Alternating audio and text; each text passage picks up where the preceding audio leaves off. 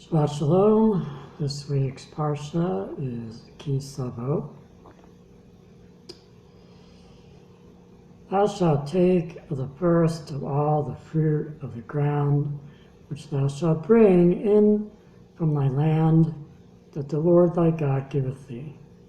And thou shalt put in a basket, and shalt go unto the place which the Lord thy God shall choose to cause his name to dwell there. The first fruits, bikurim, from each person's harvest, were to be brought to the place that Hashem your God will choose, after Bnei Israel entered the land. Upon giving the bikurim to a Kohen, one of God's representatives, a proclamation was made by the giver declaring a brief historical background encapsulating the identity of the children of Israel from humble origins.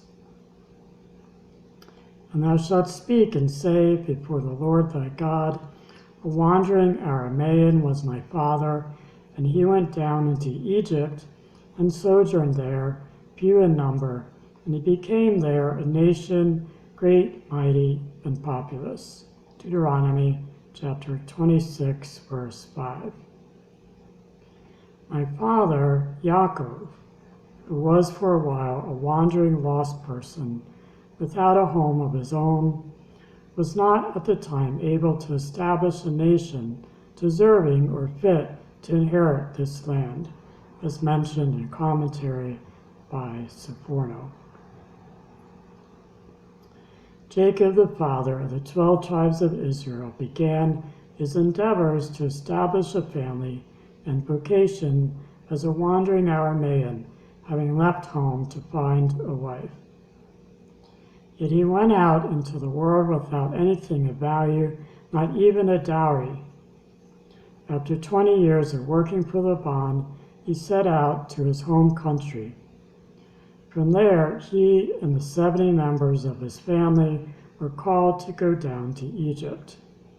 The children of Israel were enslaved, eventually freed, and received the Torah at Mount Sinai.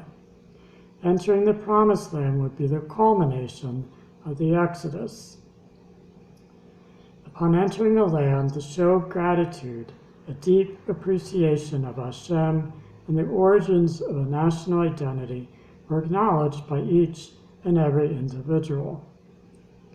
Today, we need to reconnect with our origins as children of Hashem. Once we are able to acknowledge our heritage so that we may identify with our past as a people, we may also become aware of the inheritance that awaits us. Men have not heard nor perceived by the ear, neither hath the eye seen. Isaiah chapter 64, verse 3.